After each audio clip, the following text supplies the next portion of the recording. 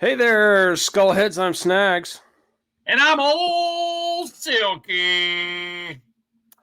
And we've got a very special guest with us tonight, Greg Renoff. Did I pronounce that right? You did. And he's written one of the best rock biographies I've ever read. And I'm not saying that just because we're interviewing him. I've recommended Van Halen Rising to so many people. And a few of them actually took up my recommendation and then raved about it themselves. So we'll get into that. And then he did a book about Ted Templeman. And then I think a first book about Georgia circus history, which is interesting because I'm calling in from Atlanta tonight. So we'll wrap it up with that. But first, Silky's going to pimp the website. Yeah, so go on snagsandsilky.com. You will have access to all of our playlists that we do for each show, and then any pertinent information. Obviously, tonight we'll have links to Greg's books, and but when you're bored and you want something to do, just go on, and you might go down a rabbit hole listening to music and discover the Bosch TV show. Who knows? So get on snagsandsilky.com. All right, go ahead. And for tonight's show, we've got a playlist of as many of the songs Van Halen used to cover back in the club days as we could find, as referenced in Van Halen Rising and YouTube videos we could find, the originals. So we got a playlist of that called Dancing Madly Backwards, Van Halen's Club Days. And then that's one hell of a mix. I've been listening to that all day. Everything from Casey and the Sunshine Band to Budgie and Black Sabbath, crazy mix. Yeah. And then we've got a bunch of MP3s that Silky actually downloaded, actual recordings of them. I think it's about 46 songs. Van Halen back in the 70s, actually playing in the clubs, covering a lot of these tunes. We got a bunch of MP3s. We'll have a link where you can download those. So something to look forward to. But so tonight we have with us Greg Renoff, author of Van Halen Rising. Grew up in the Bronx and New Jersey. So before we start talking about the books, just want to talk a little bit about your upbringing, your early life. What were some of the influences growing up that sparked your interest in music and in history, since those seem to be two interests of yours? Well, let me start with, I was born in the Bronx. Then we lived in Queens, though. So yeah, I lived in Queens, which is the other. So I got to claim both boroughs. Interesting enough, when I lived in Queens, I lived there in the 70s. I'm probably your guys' age. I was born in 1969. And so around 1976 or 77, my mom's younger brother, who was considerably younger than she was, moved in with us. He had some issues, and he was sort of like decided to stay with his sister and stay with my parents. And so that was interesting because he was my Uncle Tom, and he was born in 55, so he would have been about 21, 22 years old. And so he was a teenager in the late 60s and had grown up playing guitar. He didn't play guitar when he lived with us, but he was a teenager who had played some guitar. It was into Cream and was into Allman Brothers, Mountain.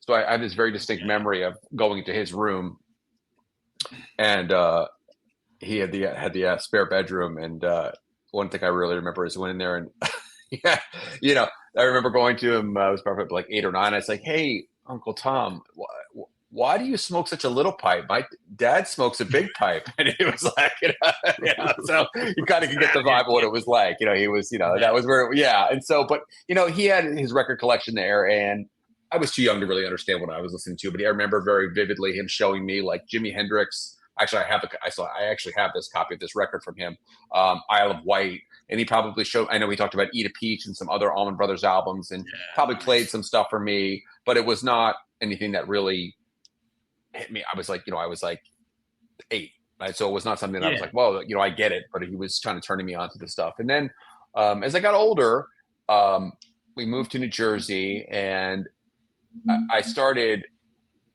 really, I guess, getting my first exposure. I went away to a day camp in New Jersey, and I remember there was campers who lived at this camp, so they were there all summer. These are like kids from other states or whatever. Then there was like a day camp, and whatever, you'd be after lunch, you'd have like 15 minutes of free time and go to the cabin with these other guys. And one of the guys had a stereo. So this was a bit around 1981, and I remember he played just that summer. I remember hearing Black Sabbath, Heaven and Hell. I heard AC/DC, Back in Black, and I heard so you kind of get the time period. And I also heard Moving Pictures. So those were, I don't know who this guy, I don't know who this kid was. I don't know this guy. I'd love to know like the name, because he went very, obviously very good taste. Those were sort of all hit albums at the time. But if you're gonna like play some records in a limited period of time for people to listen to, whatever, that was the albums that he played, the vinyls he played. So fast forward, I'm in high school in early 83, 84, and I saw the Jump video, and that was something, and I think of these other experiences when I was younger, hearing the stuff on the radio. My parents were not very particularly musically savvy. I mean, they had stuff and they played the stuff, but it was never, my dad was older, and he wouldn't have turned me on to that stuff. That was, by the time the 60s rolled around, that stuff, he was too old for that stuff, really. And but hearing Van Halen, seeing the Jump video, just completely reprogrammed my brain. I was able to scalp a ticket and go. The two shows in New Jersey sold out, like all the tickets on the tour, almost immediately, but I was able to scalp a ticket from a kid at my homeroom who didn't want to go. And I was pretty lucky, and I was able to go, and I went. Just that visual of Dave swimming through the air, hanging, Oh yeah. It was, that's Panama. That's Panama. Yeah, right. Panama. I was 14. I was that they actually they shot that video supposedly a few days before the New Jersey show, which was in April, and that was I was 14, and that was kind of it for me. That really made me a fan, and I always like to talk about too in terms of Van Halen. My childhood ended when I saw Sammy Hagar go on stage with Ed at Farm Aid. Because I had that whole summer of '85. I was sort of the mind that, these breakup stories couldn't possibly be true. And back then, there was no like definitive information. Like, say it ain't so. Right. And there was never any, the reality was, no matter what you might read, there was never any like announcement until like September, sort of like when they announced, like sort of like Sammy, with Sammy coming out was really with Ed at Farm Aid. That was kind of the thing that everyone knew that the original Van Halen had broken up. But so that was it. I played a little bit of guitar as a teenager, and actually played it pretty avidly. Never got very good at it. I was sort of stuck at the intermediate level for about 3 years. I just never could progress, but it was always fun for me. And I was, but real quick, I ended up becoming a history major, and I ended up going to grad school. My dad was a college professor, and that became my goal, to become a college professor. And I became a historian, actually taught college for, quite a few years, and did that as a career, and kind of along the way wrote the Van Halen book, which was not part of some master plan to do that, but that was how that ended up happening. The book came out in 2015. What sparked your interest in writing that book specifically? And just for our listeners who haven't read it, there's two companion books that will give you the complete history of the original Van Halen. Greg's Running with the Devil, and Noel Monk's Running with the Devil, which covers the first album through 1984, and then Greg's Van Halen Rising. It's unusual to write a rock bio about just about all the years before a band got signed. And what sparked that idea? Well, what kind of sparked that idea was I would read Wikipedia, and I wish I could see what Wikipedia looked like in like 2010, 2011, when I would look at Wikipedia, and the dates didn't make sense. They'd say Gene Simmons happened this date. They'd said Van Halen recorded their album at this time. And it was just sort of very sparse information. And that was sort of interesting to me as a historian, because I thought there's got to be, I knew that they had years of playing before they had gotten a record deal. Roth had said in interviews, we formed in 74. So that was or 73, excuse me, that was sort of a known thing when they formed, although everything kind of in between 1973 and 1977-ish was kind of a very vague. And, just from a historical point of view, I really felt as if the fact that Van Halen came out of the box and was so in 1978 and was so revolutionary in so many ways, and like any number of bands we could point to had debut albums or had a first couple of albums that really were game changers. There had to be a backstory to what made the band so special and so just essential to everybody's listening by the end of the 70s, where it sort of became like Van Halen became the hot new band, or one of the real hot new bands that was going it's like Van Halen got a shot in the arm to the record industry with those albums. Like nobody had double platinum record. I mean, Kiss did obviously, but it feels like there was a concept somebody had talked about where Van Halen really saved rock and roll in general. Well, Greg talks about that in his book, how they saved heavy metal, basically. Yeah. Say a little bit about that, Greg. That's interesting. There's two things I would kind of want to peel apart there. The first thing is that was basically the contention of the book. If you look at some of the other bands that became big later, for example, Scorpions and Judas Priest, who we all recognize Scorpions were a big band in Europe, relatively speaking. Judas Priest had a big following in Europe. They weren't huge in the States. And kind of look where things were in 1978. I mean, even AC/DC, which put out Highway to Hell the following year, 79, and that was a big record. They don't really blow up until the early 80s, and that was kind of one of the contentions I wanted to make with the book. What's really interesting is that a lot of people got hung up on the heavy metal thing, which is interesting because Roth always called Van Halen big rock. And the reason why he called it big rock, when people would say you're a heavy metal band, he said, well, we play big rock. He meant that it was pop flavored heavy metal. Basically, that was his way of sort of rebranding it. But if you read any of the magazines, or if you do, I can send anyone who's interested piles of clippings where the top heavy metal bands of 1978. It's going to be Queen, Led Zeppelin, Kiss, Heart. All these bands were called Boston. They were called. It was sort of a different way of phrasing what was heavy metal. And so that was the way I framed the book about this idea that Van Halen was really the thing that really electrified and reinvigorated that whole genre, because a lot of those bands, like Nugent, was kind of on the way down. Kiss was definitely headed on the way down at that point. Zeppelin was about ready to break up. Sabbath was done. Mountain was over.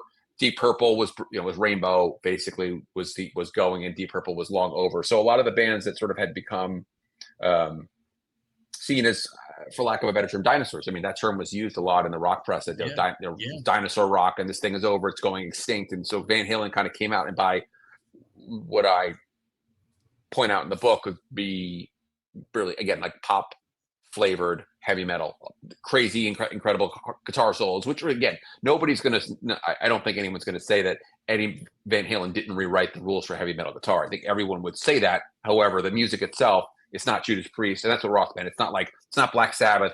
It was very upbeat in some sort of ways. A lot of the songs were a lot more. Similar. I always thought Van Halen 1 was almost a template of Montrose, that first Montrose record, where it's 100%. Yeah, 100%.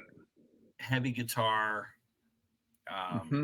upbeat, optimistic kind of lyrics, but with the heavy party rock. Heavy, and the interesting thing too, when you say pop flavored heavy metal, I mean, it's hard not to have a negative connotation when people say that, but by pop, it's upbeat, really good, catchy songwriting.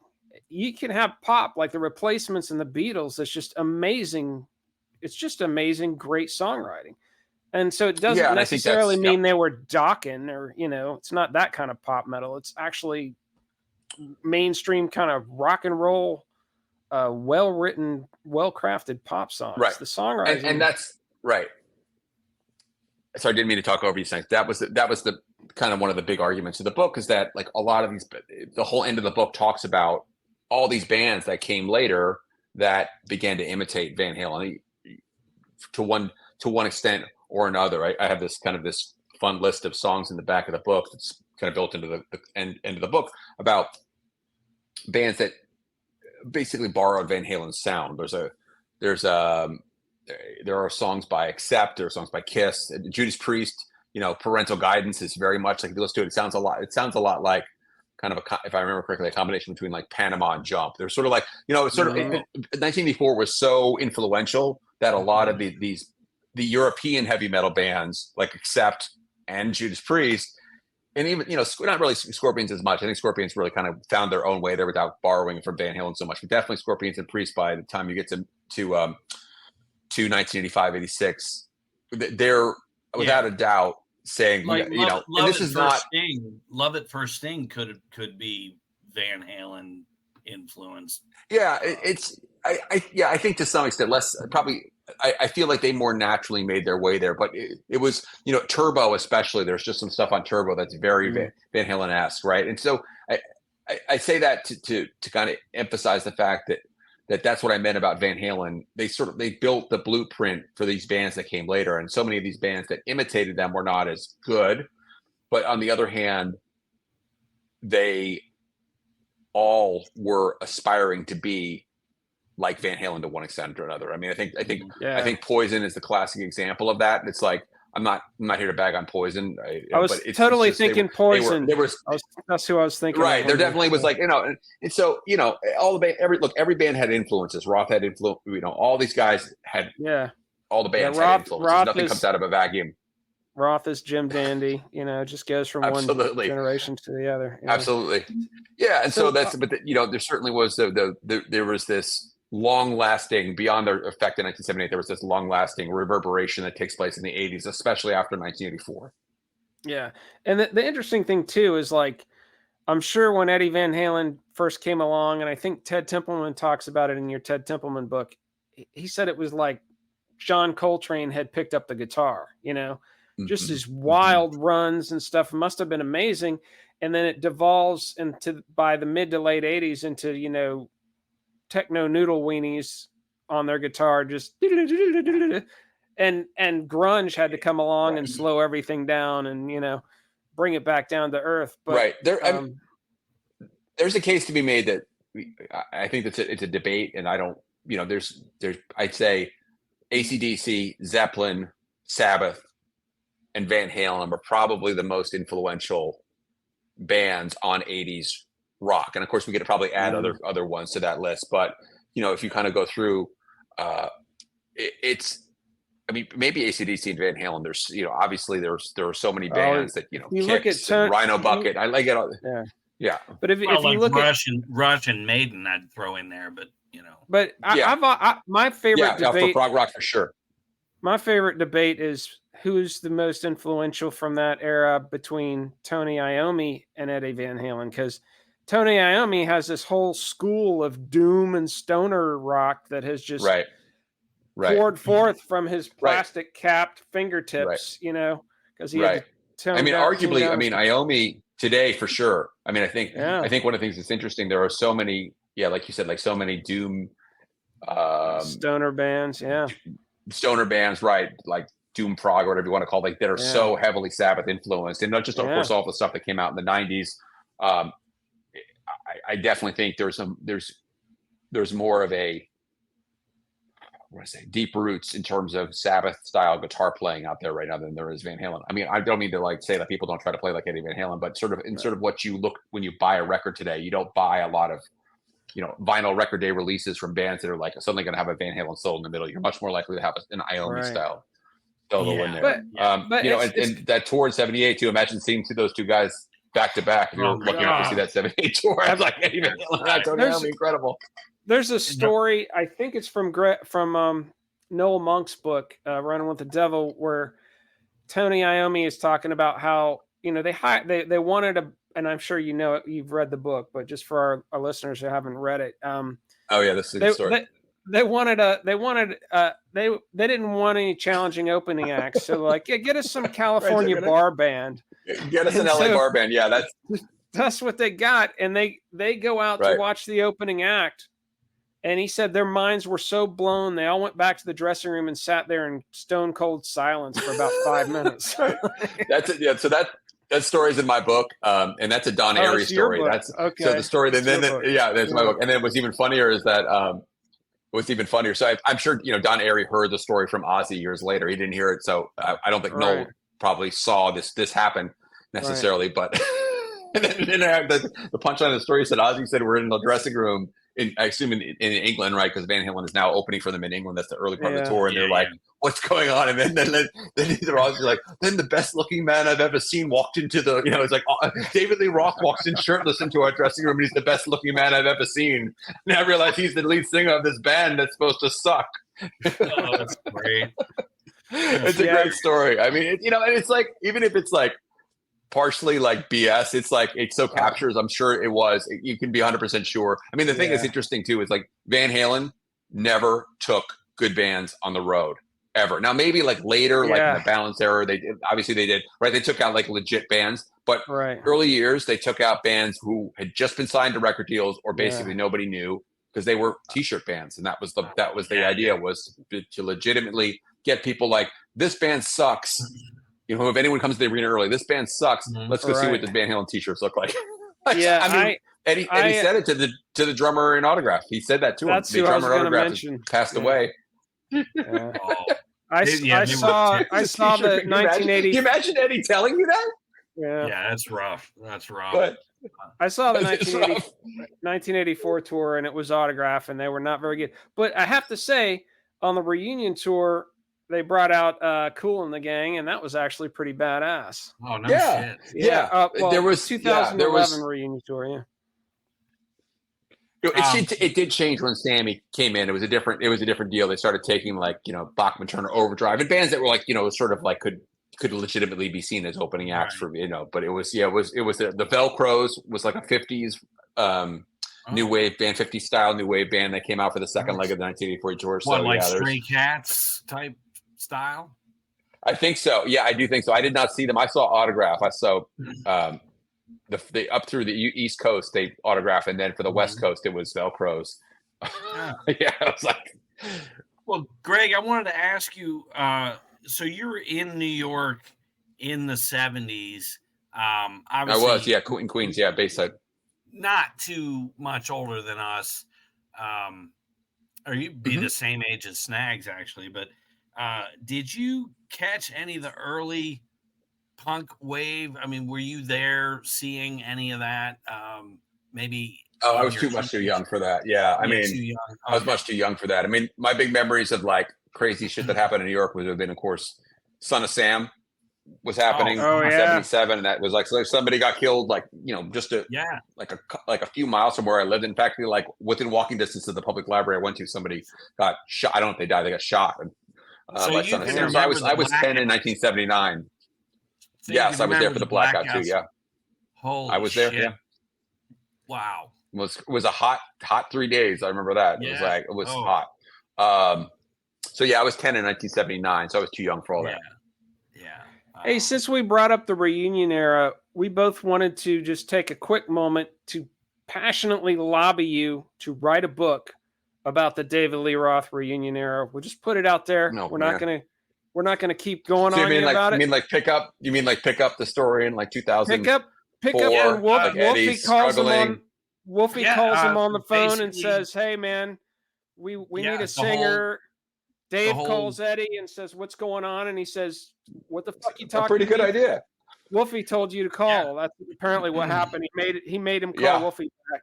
But just a detailed them getting, and then the album, obviously. Yeah, the album, and then maybe the tour. Couple tours. It will be interesting too to see when Alex's book comes out. Alex's book comes out that's in like less than a month to see what he says about it. I can't wait. Because this book is. I bought a used library book, which is I always find entertaining to have I'm like, why did they pull this out of the library? I've not let people take it out anymore. I'm not sure, but this book, of course, goes Red, pretty deep into 2004. Sammy Hagar's Red. If people haven't read this, I recommend this. Is Red eye-opening, I would say, and definitely. I think to this day is probably why it seems like Alex is not a big Alex doesn't return Sammy's calls. I'll just say that. I don't know for sure, but I suspect this book might have something to do with it. That's I've read. We've both read all of your Ted book and your Van Halen book, and we've both read Crazy from the Heat, the David Lee Roth book. I read the beginning of Red, but I haven't Sammy's book, but I haven't finished it. Maybe that'll motivate me to. You need to, you need to read it. What's funny, Greg? I might be the only person that has read both of your books and did not realize that the Ted Templeman book was written by you. I read it thinking Ted wrote it. Well, it's in Ted's voice. Ted did. I mean, Ted. With no Ted, no book. I'd say that Ted did his fair share of work for sure. But I read the whole thing and I'm like, this is amazing. And I catch your name and I'm like, wait a minute. And I went to the other and I'm like, oh my God, this guy wrote both books. And I felt like a jackass. But it was Ted was very generous, and a lot of these books, as you guys know, it's either a very, very sort of, it's either a ghost, like you don't know who wrote the book, like the Keith Richards book. I mean, whoever wrote that book was a genius. If you guys read Keith Richards' life, it's great, like fantastic, brilliant. The voice, like capturing the way he speaks and the words, and I mean, it's incredible. But I don't, I'm sure if you Google, you could probably figure out who it is. Maybe that's like sort of like on a Reddit or something like that. Someone talks about who it is, but it's not like the person got their name on the cover. So Ted was very generous with the credit and everything. And he was interested in letting the story of his life sort of, I think, be told by somebody who had some objectivity to it in theory. Like, I think he wasn't like looking to be like, I would say he gave me a lot of creative freedom. That's why I'm not saying that very clearly. He said he gave me a lot of creative freedom. He wasn't looking for like micromanaging like everything, right? He wasn't like going, you have to talk about this, or, he wasn't like that. Occasionally there was a couple of stories he wanted to have in there that would, but mostly he was not, he was not controlling. Go ahead. I think your approach to him was, it just allowed him to, and maybe the book went, I mean, during the process, did he kind of go off, or was it very chronological? Tell us about the process of writing. Sure. So I interviewed him for Van Halen Rising at the kind of the end of the middle, and in terms of the last third of the process of writing Van Halen Rising, I was able to get a phone number for him and get a whole email for him, actually. And then I was able to talk to him on the phone, interviewed him twice, just about the making of the first Van Halen record and him discovering Van Halen. And when the book came out, he sent me an email and said, "Oh, I really loved you. I loved the book. I loved it. It was great. I loved it." And I was like, wow, I was kind of blown away that he liked it so much. And then when the book was, so he had an advanced copy. It came out maybe 2 months before the book was actually released. He had a copy. I sent him an early copy of the book. And then when the book came out, I was doing a book signing in a place called Roman's Book in Pasadena. And I have a friend who lives in Pasadena who said to me, "You should invite Ted." Because Ted lives in LA. And I was like, oh, I don't know. He's like, invite him. And he's like, invite him to sign books. So what do you have to lose? He's just going to say no. It's not a big deal. And I was like, okay. I called him up and he was just like, oh, yeah, that sounds fun. Okay. Like, I can answer some questions. And I was like, yeah, sure. I'd like to sign some books. Yeah, sure, Ted. If you want to, yeah, sure. Because it wasn't like, he was, how would I put it? It was not going to be like this whirlwind media tour for Ted Templeman. It was not really, he wasn't into that. He didn't really want to, he never did any press, so to speak. I'm not saying he didn't do anything, but he did a few interviews, print interviews. He never went on, like, did podcasts. He never, like, it isn't like, Dave Grohl does book and Grohl goes on Rogan and like goes on all these shows and everything. Ted was not into that. He was just like, whatever the book does, it's fine. But he did a little bit of promotion, but this was a big deal for me.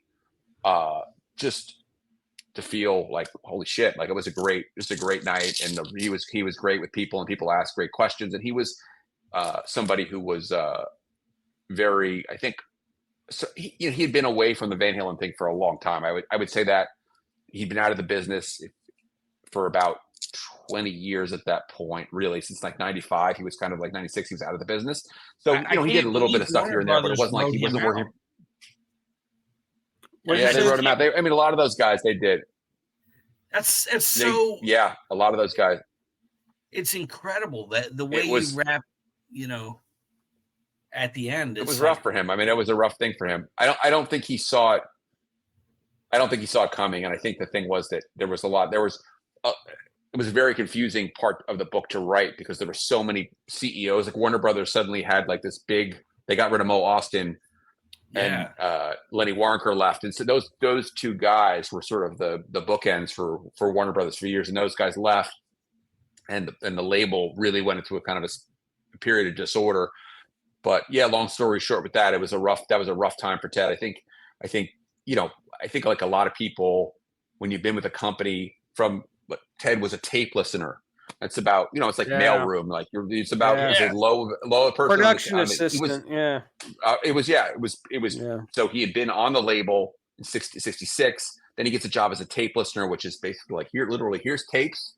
Let's see how good you are, kid. If you can find anything worthwhile, let us know. He found the Doobie Brothers and so, goes to be an executive vice. I mean, he was the second in command on the company. And then within a couple of years gets run out the door. But that's, like you guys know from tech world and everything, that happens a lot with executives who are at these corporations. It's, new people come in and somebody's like, we got to cut salaries or we got to do this and go a different direction. And so, Ted, the spoiler alert here is that Ted took a non-compete. And for better or for worse, that was, he took a lot of money. Basically, Warner Brothers bought out his contract and said, we're going to pay you quite a bit of money to not work. Because they didn't want him, right? They didn't want him taking his artists wherever he was working with. That's the end of his career is. Right. So instead of him being able to go to Capitol or someplace else, and that was kind of the end for him. Long story short. We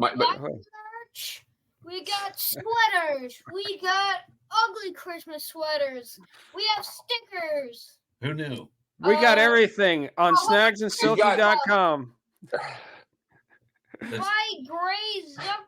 This is El Condor. He interrupts the show every. Promo code El Condor. I won't say how much it's off. Enter the promo code. I'm not going to tell you how much off, so you guys don't go out of business. Code, you pay double. Anyways. Real quick. I'm sorry. I was kind of going in circles with this, but my point was, long story was that when the book came out, Ted had not been involved in the biz like that for a long time. I think for people to kind of who came to the book signing and were like excited to talk to him, I think it felt good for him because he's not like sitting around listening. He's not sitting around listening to Van Halen albums at his house. He's not like sitting with his wife going, hey, guess what? Let's listen to Van Halen 2. Isn't this amazing? And a second side, it's like kicks ass, right, honey? Right. So he was a long way away from that stuff. And I think for people to come up and say, oh, would you sign my book or sign my Eat 'Em and Smile record and all that stuff? I think that was a nice night for Ted. What did he? So he leaves non-compete, and they essentially tell this genius. I mean, a writer writes, a painter paints.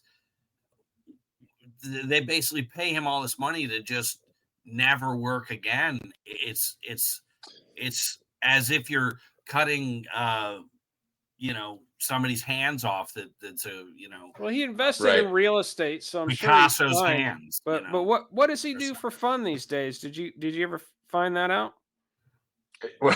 Did you ever find?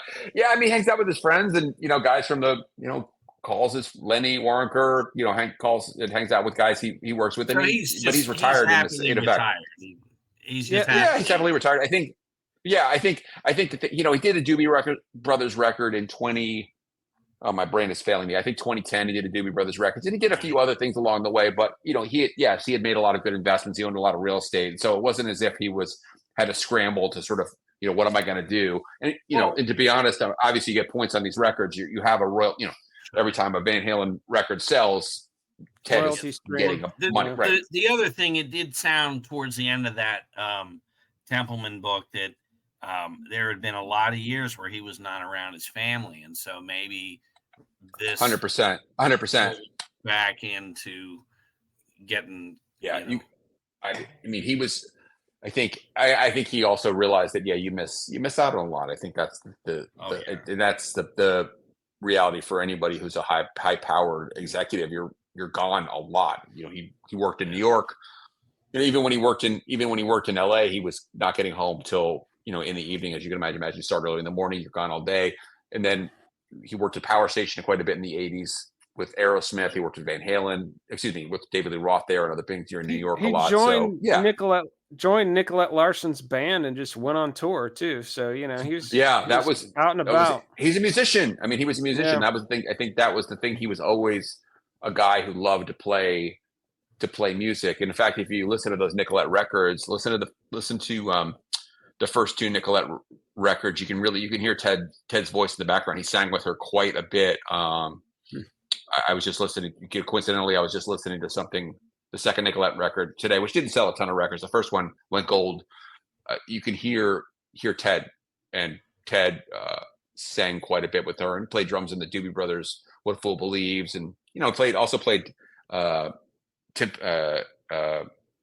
timpanis. He played timbales. Sorry, timbales on "Forever Man." Like all that do do. That's Templeman playing that. That really loud. That's got to be him on "Everybody Wants Some," asking Dave to give him a break, right? Yeah, that was not spontaneous. A lot of people think that was some sort of like spontaneous thing, or they set that up. But yeah, that was Ted. Ted saying that they had this line routine set up for Dave and Ted to say. Yeah. So yeah. Yeah. So you went to Brandeis University. Is that how you pronounce it? Yeah, Brandeis. So I did my PhD there. Yeah, I did my undergrad at Rutgers in New Jersey, and I did my PhD in history at Brandeis, which is right outside of Boston. Yeah. What my connection to Brandeis is being a Bob Dylan fan.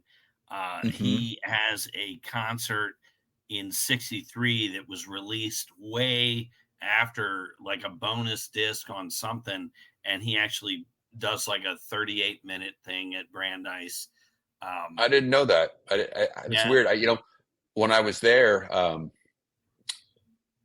they were still. I mean, they still had like a lot of college campuses still had concerts. They had Jane's Addiction came through, and a number of other bands. And Cream played there in the '60s. Eric Clapton and those guys played there in the '60s. But yeah, that's pretty cool. Yeah, it's Boston's a great place to go to. I mean, like, it's like the joke from Spinal Tap. Boston, it's not much of a college town, right? It's like the greatest college town of all time, maybe. Right. So yeah. Right. Yeah, he played May of '63, and it's amazing. It's just like Snags and I caught B.B. King at Emory University. Back in the day, in a church that's on the campus, and it was like the greatest blues. You're like, this is how you see B.B. King.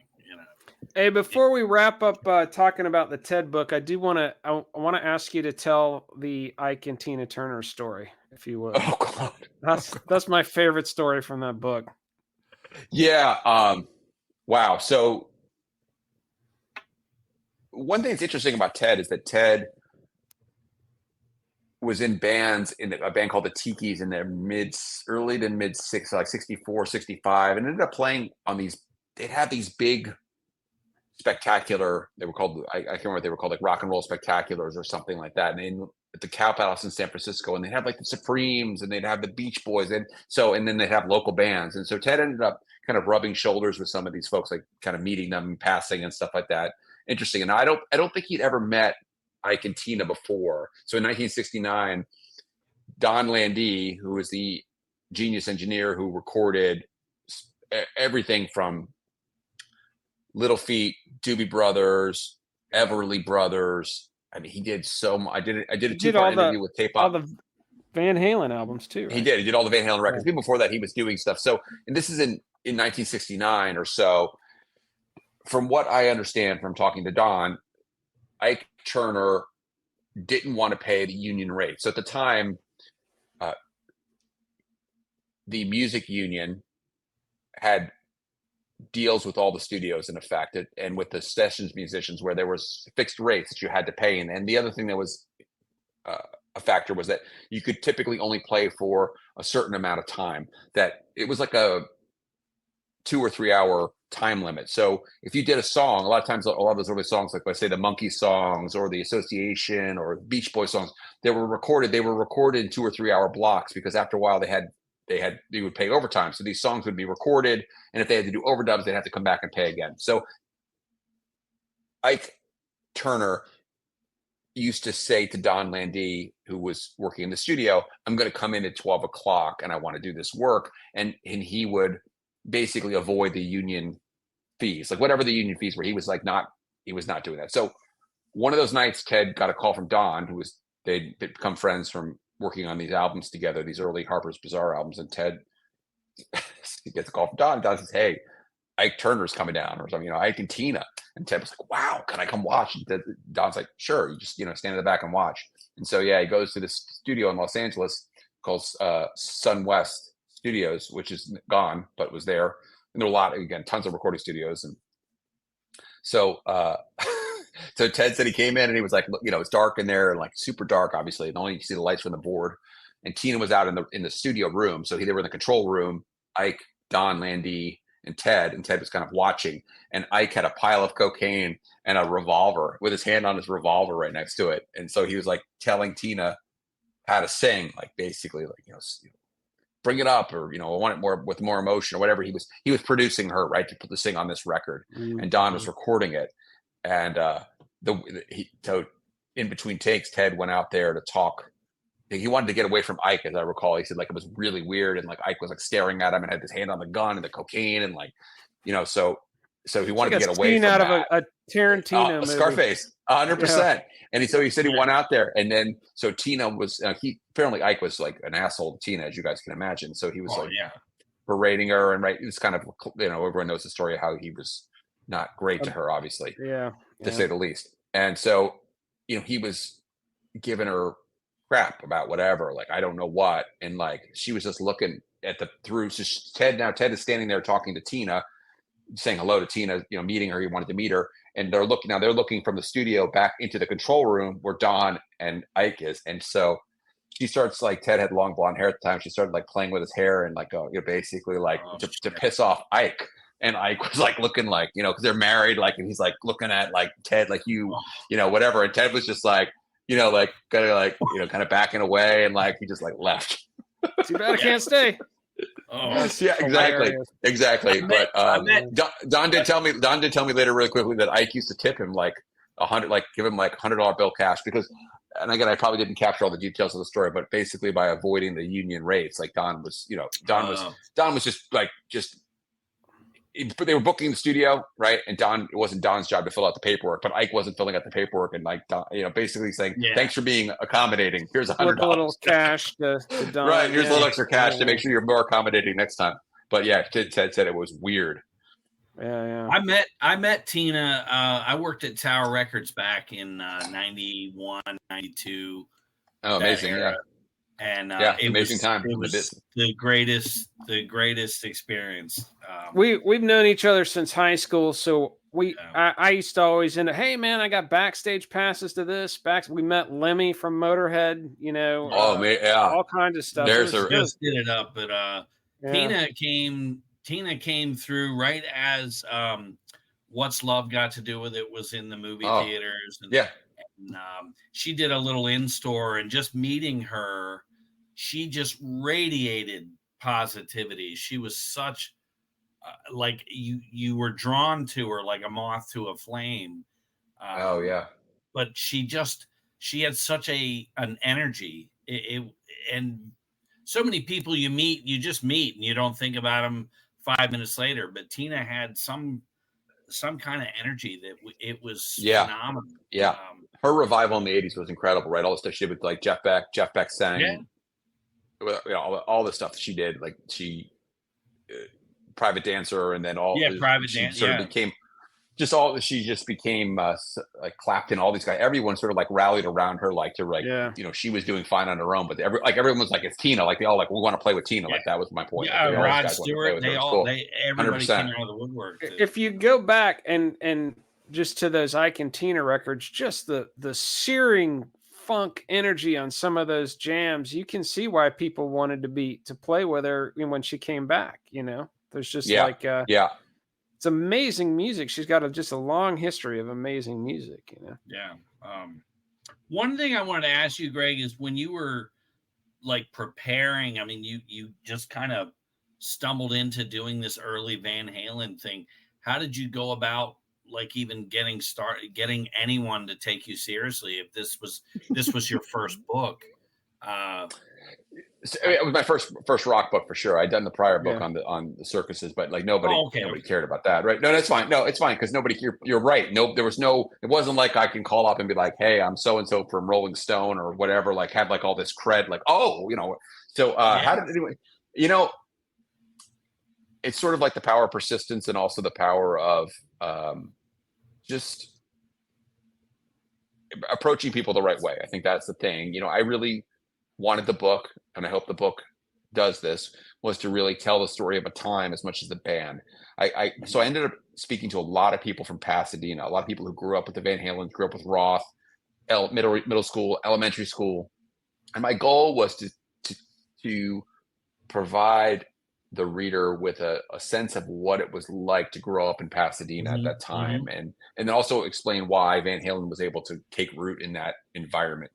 So, I wasn't just calling people up and saying, tell me your David Lee Roth story. I would actually call them and say, look, I really want to do this book about Van Halen, but I'm really curious, like, what was it like to go to backyard parties? What was the high school like? Tell me about the high schools. And there was the John Muir High School where Roth went, which was much more integrated, much more diverse. And then there was Pasadena High School, and there was another high school called Blair High School. Because of the way Pasadena was racially constructed, in the way that the busing ended up happening, where some kids like Roth were actually taken from white neighborhoods and were sent to school in more diverse neighborhoods. I was interested in all that stuff, and because that all helped part of the desegregation thing. 100 right, and that was also part of what made Roth such an unusual guy. That whole dynamic, and also what kind of made Van Halen the brothers the way they were in terms of their music. Well, Roth said he identified with he felt more that he was a black guy trapped in right. I'm not, I'm sure that's I'm smiling because he's with Roth. You never know how much of that is just like sort of a formative statement. Not literally, but he identified with the music and the culture. 100%, for sure. 100%. Yeah. And one of the girls he went to high school with was on Soul Train. I'm not sure he was like best friends with her, but like that was kind of when I learned that, it's sort of like you understood, like, oh yeah, this is like what John Muir High School was like. John Muir High School was probably a majority black high school, and it was very different. Pasadena High School, majority white, very different where the brothers went. So yeah, that was so. When I would talk to people, I was very careful to tell them that I was interested in hearing their stories of their youth that involved Van Halen. And there were a lot of people talking about how much fun the parties were and how important, like this was the, for like a cliche, but like a soundtrack of our lives. I don't want to, kind of a dumb statement, but that's what it really called, was like, this was their high school band. This is the band they would be like, oh, this was the entertainment. Like, let's go see Van Halen play or see Roth play in his band. So that's why people I built a rapport with people, and they understood it was meant to be a legit, I think over time they trusted me to know it was like a legitimate book that wasn't going to like overdo the sort of like dramatic BS just for the sake of doing it. I was just trying to tell the story of how the band became Van Halen. Like you look at the movie Dazed and Confused. I felt that captured that 70s vibe. 100%. That's what I was going to say. It's a slice of life of the 70s as much as anything else. And also, have you ever seen the movie Over the Edge? I don't think I have seen that. You should look it up. Yeah, it's a late 70s movie. Look it up. And was Van Halen's song in that one? Got me. I haven't seen the whole thing. I've seen that clip of it. Right? Yeah. It's an amazing movie. It's a great movie. It's almost a true story because so many kids were dragged out to suburbia as the businessman father was maybe jumping on real estate, or they're wheeling and dealing, and they move these kids out to suburbia where there's nothing to do. And they're all partying at the rec center, and at the end the kids end up having a big riot. And I was actually been re-listening to both of your books in preparation for this podcast, and that whole scene in Van Halen Rising where the one party just gets totally out of hand and the kids are smashing car windows, and then the cops come down in riot gear, reminds me of the culmination of Over the Edge, and I'm just wondering if they read about, because that movie was made probably just a few years after all that happened, and I'm sure that was in the newspaper. I'm wondering if that inspired that movie, but it's interesting. I don't know. It was that party did get mentioned in the paper. I think a lot. There were oftentimes you would like open to the third, like an old newspaper, like a third, like imagine third page, the bottom, it'd be like disturbance in Pasadena neighborhood, and it would never say Van Halen, right? But a lot of times I would find that I found these flyers, and then somebody would say they wrote about it in the paper, this party, and I would say okay, and so I would actually go and I did a lot of research, trolling through these old papers. They could, look through the microphone, and I would, be like, holy shit, there it is. There it is. Again, it's only like 75 words, but it was like the police responded to a disturbed, loud noise party, drunken kids, band. Oftentimes they didn't even mention a band, but But you had a woman who her parents went away. That's the party I'm talking about. That party. And that house is still there. That house is still there. Epic. How epic is that you have a high school party and it happens to be Van Halen? I mean, no one's going to believe her, Well, there's they played millions of those high school parties. Yeah, there, but I mean, and a lot of them didn't last. I mean, the ones that go ahead, most Greg. of them weren't that big. No, most of them weren't that big, obviously, and most of them didn't go on that long. I mean, that was the other thing too, is that most of the parties, actually most of them, I mean, oftentimes they were ended quickly. Right. They just were, and then there were some parties that I remember hearing from some people, like nobody showed up, like Van Halen got paid and like, there'd be like nobody there because for whatever reason, the host didn't print enough flyers or didn't like tell the right, or they organized it too late. And the guys are like, they played like, 6 songs and they drank a couple beers and they went home early, and they got paid, whatever they got paid. So, but there were, and what was interesting when I talked to, I ended up doing 230 interviews, and let's say 100 of those were Pasadena people, probably, maybe 125. There were people in the industry who were not from Pasadena. You heard the same story over time. I started to realize, these stories are, the outlines of these stories are true because you'd hear the same story. No one was getting their stories together. It wasn't like they were like, Greg's going to call. Here's what you need to tell him. They were like, oh yeah, I haven't talked about this in years. And they tell me the story. And I'd be like, some guy like, who lives in Arizona, who was from Pasadena, told me the same exact story basically 3 days earlier, So you started to hear that and you're like, oh, these were the parties. And they remembered the host, the names of the, there were a number of parties, probably, like 5 or more that were like the huge ones. There were a couple that were particularly well remembered that were just the right houses. The police didn't show up for long enough, or if they did, they responded like, as you said, the riot gear. That was the kind of the crazy ones. And that was, that house is still I've never been on the property, but you can see it on Google Earth. You can see the Huntington and Madre, just like there's a flyer, and you can see the house there. Wow, still there, the same exact house. That's funny. Hey, now I wonder, the police. Go ahead. I want to ask a quick question. Greg, have you ever read Get in the Van, Henry Rollins? I have listened to it. I've not read it. You listened to it. Okay, Great yeah. book. So it just seems to me like when Van Halen got famous and left town, the cops were like, okay, now let's harass Black Flag. You know what I mean? Well, yeah. I mean, right. That's the funny thing is that's an awesome point. I think one of the things that's most entertaining about that as well, when you look back, is that there was such a militarized, militarized police response. Like these guys would show up in the riot gear, like they'd be playing at the Palladium in Hollywood or whatever, Black Flag. And there's that famous picture that's on the cover of Rollins' book of like the guys in like the riot batons and the shields going down the street. I think one of the things too, that one party that we've been talking about too, for a lot of people talked about how the police, they just, because the parties were getting bigger and bigger, and said particularly the Van Halen parties, Van Halen sort of became the premier backyard party band, and that their parties were so big, and that there was just a sort of after a while, a lack of tolerance, just because there was so much just disturbance that was from it. People's backyards were getting, if you had a party, that was one thing, your backyard got disturbed, but like the cars parked everywhere. These homeowners are 100%. They're on the phone, Yeah. 100%. And so that was sort of to send a message. They said that after that was sort of there were parties, but they were never Like that 1974 period was kind of like the peak, which worked for Van Halen's advantage in some ways, or I don't know if it worked for their advantage, but they were ready to graduate to playing clubs anyway. At that point, they were playing Gazzarri's, Right. they were playing bars, clubs, bars, basically. The Whiskey A Go Go and stuff too. Did they? Yeah, they did in 76. Yeah, 76 and 77. So late 76, early 77. They started playing Starwood, which was gone, but was another very famous club.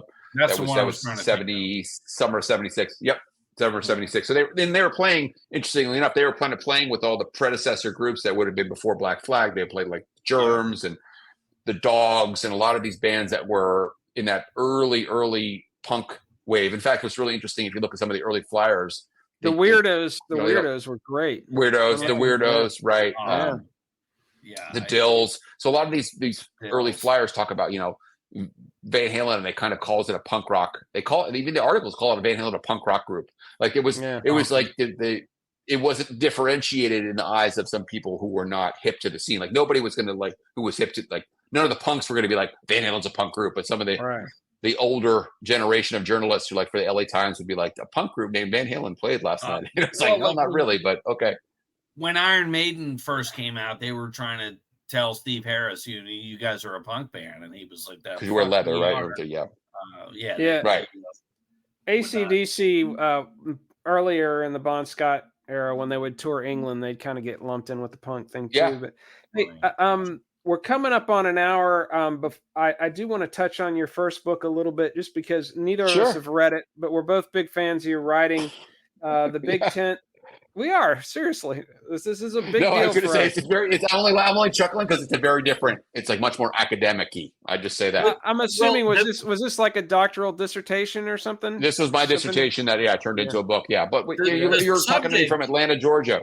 Yeah. Yeah. So the Big Tent, Traveling Circus in Georgia, 1820 to 1930. Tell us about how you got interested in that.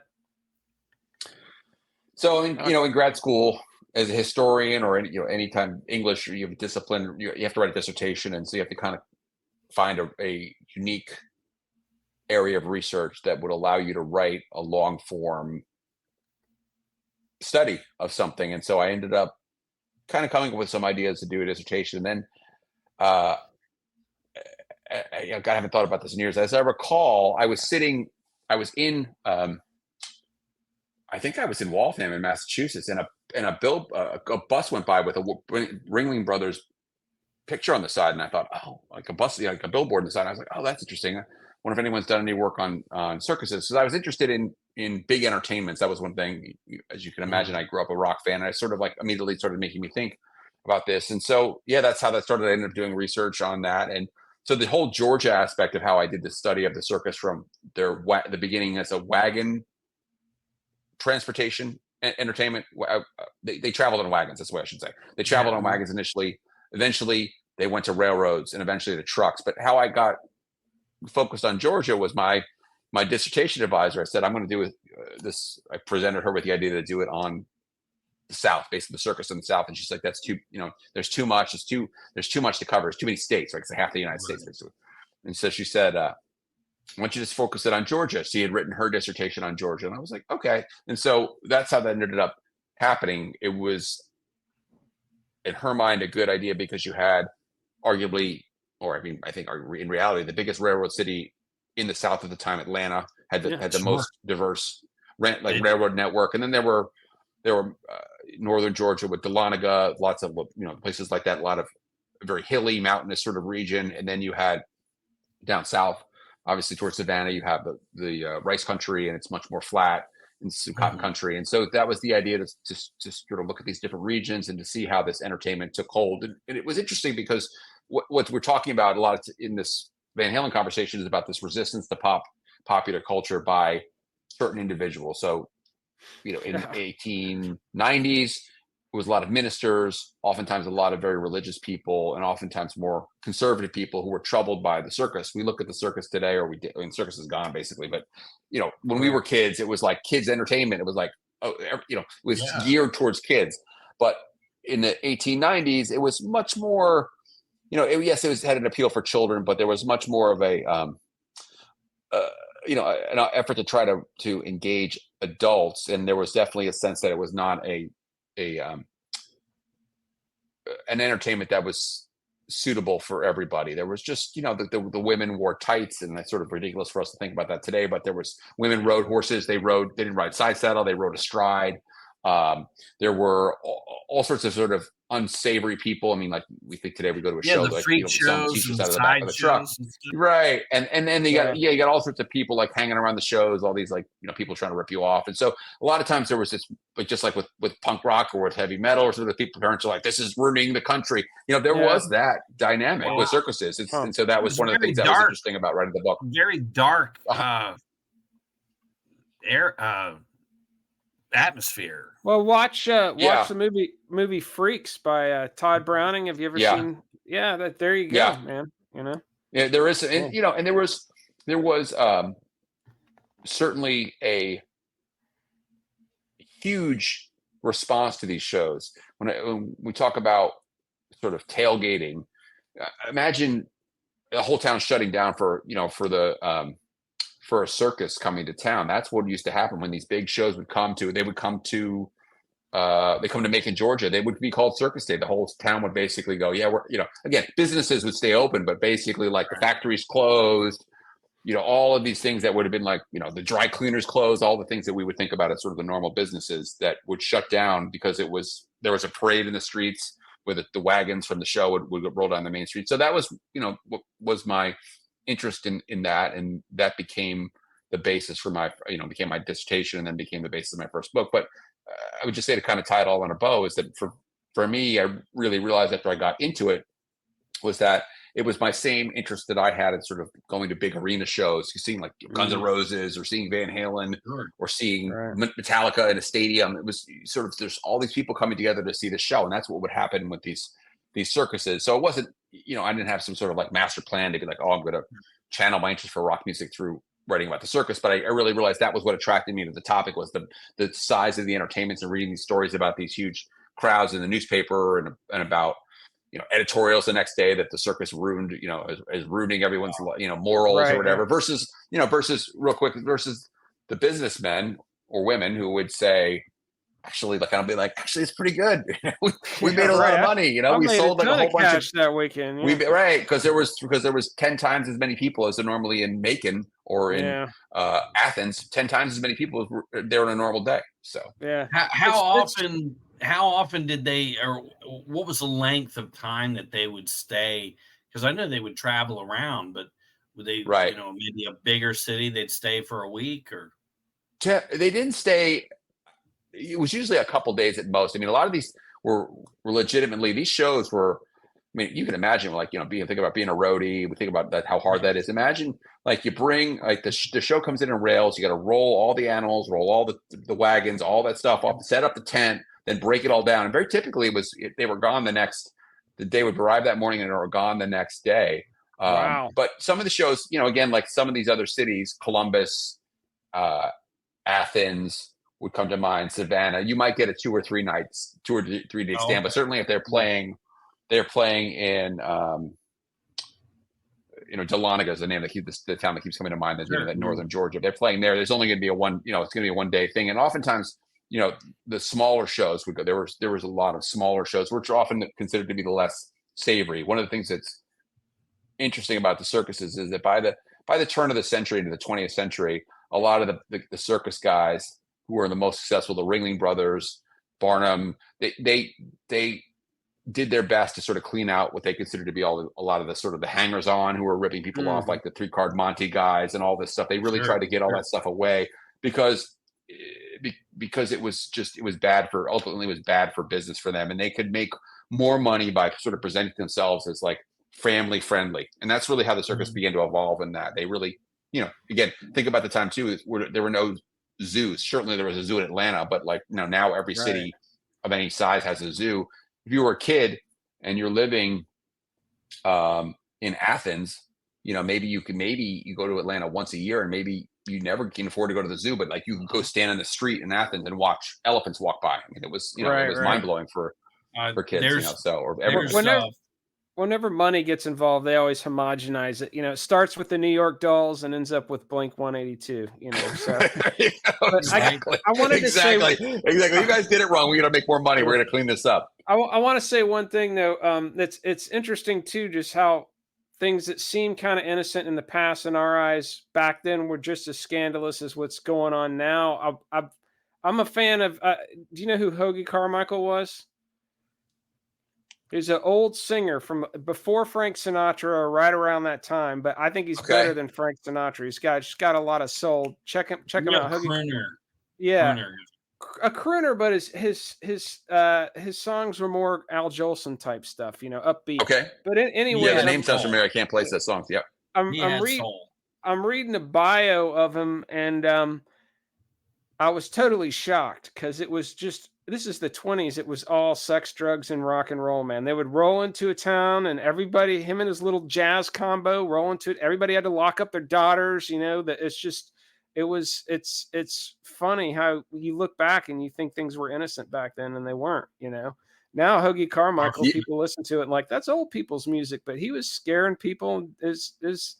The story never ends. It just takes on a different face each generation. Right. And how many of those jazz guys were hooked on heroin? I mean, that was the thing too. Yeah. Like they all got sort of like nobody knew it, but they were all like on heroin, right? Yeah. Oh yeah. Like Chet Baker being kind of the classic example of that, like a guy who like completely ruined his life from arguably ruined his life from just becoming addicted to Charlie the stuff. And Louis Jordan was another one that would just they were raking in the chicks left and right, and all their shows were just full energy. It was considered dangerous young people's music at the time. Yeah. You were gonna say something, Silky, before I interrupt you? The circus thing. I've always been drawn to like Boardwalk Empire. The Untouchables, all your Al Capone 20s and 30s, the film noir stuff. Snags has probably seen every film noir movie there is. But you're drawn to that. And so seeing that you've got this circus book from the 18 all the way up to the time, I was like, oh my God, I can't wait to read this book. It's just the idea of course, I'd love for you to read it. I mean, I think it's interesting only if for no other reason. For me, what's really interesting is it traces how certain entertainments can really take root. I mean, I think the classic example for us, maybe in our generation, is boxing. I mean, my dad loved boxing. Today, MMA, boxing has really declined in terms of popularity. Yes, people still watch boxing, but if you sort of look at the arc with the circus, it's the same thing. It's sort of like there was like eventually other like movies, sports. That's what sort of like kind of pushed it away. And again, it's not a perfect analogy because again, people still like to watch fighting, right? They like to watch people punch each other in the face. So there's just been a different way of approaching that that desire for that type of sport or entertainment. But other pastimes just kind of became more interesting. Football than the circus and movies. I mean, that would be the big thing was movies. Obviously, that was when the movie industry took off in the 1920s. That was really sort of the beginning of the end for the circus as a kind of a dominant entertainment. Again, it lasted a long time. I saw the circus in Madison Square Garden when I was a kid. They used to play the garden every, Ringling Brothers every year. Mm-hmm. They would come and they would stay for 2 weeks. They would stay for like you said 2 or 3 weeks, right? And they'd go like probably go to where would they play in Atlanta? They play at the Omni, right? They play at the Omni every year. I'm sure for like 2 weeks they'd camp out there. So it always it lived on, but it was never the sort of like the thing you had to go see. And that's sort of same thing. Like my dad was a kid, like he wanted to see the Ali fight. When my daughter was a little girl, I took her. It was like a rite of passage to take her to see the circus, and literally there were no tigers. The program you're going to the circus, so you buy the kid the program, you buy all this stuff. There's a big ass tiger on the program. The entire time, my daughter is like, "Where's the tiger?" And I'm like, "It's coming, and it's literally what we saw was a dog and pony show. There was literally dogs and ponies. There was nothing else. And so at the end of this circus, Ringling Brothers and Barnum, greatest show on earth, the end of this thing, my daughter's looking at me in tears. There's no tiger. And I'm like, what the, who? I'm the only guy that could bring their child to the circus and get that, you know? Yeah. Well, that just shows you how much it's declined. Yeah. It's gone. I mean, it's gone basically. You know, with the rise of Soleil. I guess Cirque du Soleil would be the UFC version of the circus now. Right. Yeah, I think, and they you know, they I don't want to say modernized it, but they look, the whole animal aspect of it was problematic for a lot of people. I mean, there was oftentimes a lot of stuff that went on was not kosher with the way the animals were treated, for sure. So that was I think that was the change of sentiment, sort of like, oh wow, you know, what's the animal's life for the rest of the time. You made a point back, you know, in the time frame of your book. People had not seen some of these animals ever, and I know Ringling or P.T. Barnum in like 1860. There was a good 20-year run where he brought Jumbo around, this giant bull elephant, and people had never seen an animal like this. But Jumbo was a hell of a draw. He probably made millions at the time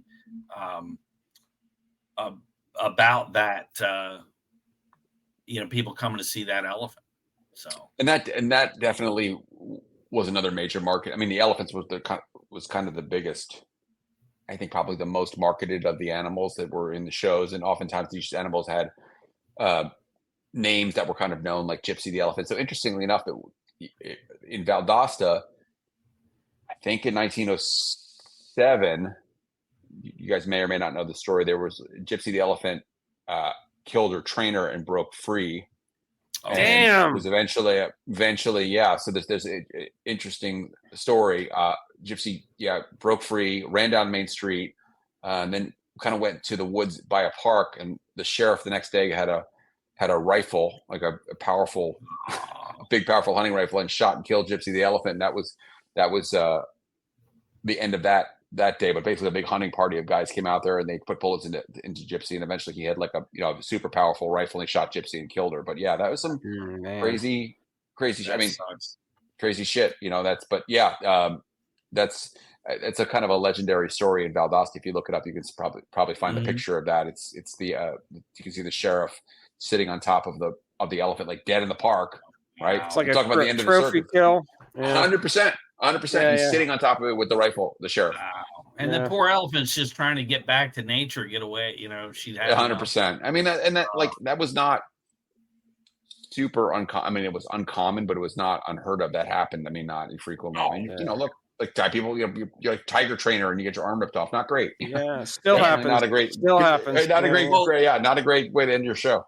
Yeah. So one of our shows, a good ways back, we had Cowboy Mock Bell on.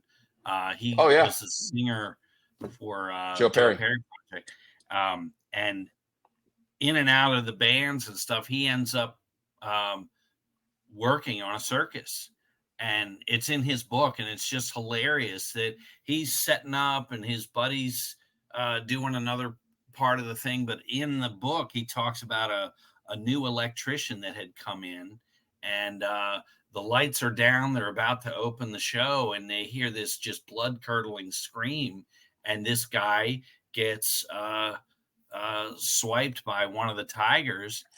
And we're talking to Cowboy Mock Bell like we're talking to you, and I'm like, so what happened to the guy? And he's like, you know, I don't know, you know. And it was a different time where maybe they just dug a hole and put this, you know, it's a circus. Yeah, no shit. Yeah. And how much of that in that time frame that you wrote about, you know, anything. There's some stuff that, you know, it was not OSHA approved. I'll just say that there was not a lot of like, you know, there was. I'm sure. So people.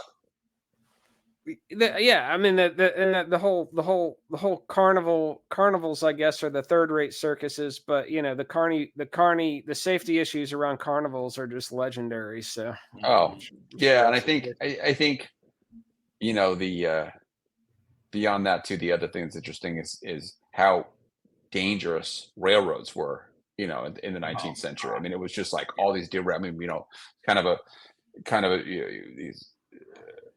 We kind of probably don't even think about that, but they derailed quite a bit, and they were not. They were like there was no modern signaling, and trains would run up on each other and smash it. So there was a lot of major crashes around, some really very unfortunate ones around circuses, but just in general. Yeah, it was. We take a lot of things, a lot of problems with today's world, but it'd be nice not to get killed by a train crash tomorrow. That'd be great. You had Snidely Whiplash tying women to the rails. Railroad track. Oh yeah, right. Yeah. Madman. So we're gonna respect your time and kind of wrap this up here soon. I got a few quick wrap up questions, and then Silky might have some. But first of all, just on last question from me on the subject of this book: any plans to get it on Kindle by any chance? It's this University of Georgia Press. I wish they would do that. Interestingly enough, it's not at your hands, basically. It is out of my hands, and I don't know what their plan is for future books. I haven't checked. I assume most of their current books go to Kindle, but I don't know what for their back catalog. I don't know what they would do. It's probably still in print theoretically. There's probably still copies out there, but it's on Amazon. It came out so long hard ago. Copy. Hard copy. Hard copy. There are paper. There should be paperback. There should be paperbacks too. That's what I meant. The physical copy is on Amazon. Physical copies. Yeah. I mean.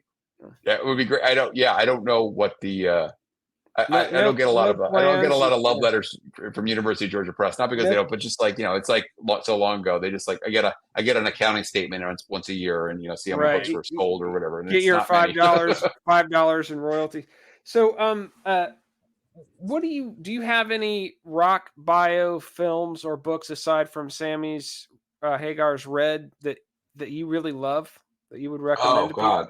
There's you don't have to go down all of them, but just give us your top one or two. Yeah, I mean, I think I would say the one that really got me as a kid, probably interested in rock biography. There was two of them. I'm sure you guys read the same ones. No One Here Gets Out Alive. Oh, the Doors book, absolutely. And then Hammer of the Gods. I mean, I used to say, people would, I think they thought I was kidding. I was like, Hammer of the Gods was probably the most influential book for me as wanting to do a rock book. I mean, I think there's that one. The other one is if you guys have read this one, Zeppelin. So this is I have this one handy. This is a great one. Yeah, True Adventures of the Rolling Stones. This is a great one. Yeah, Stanley Booth wrote it. It's a really, really great one.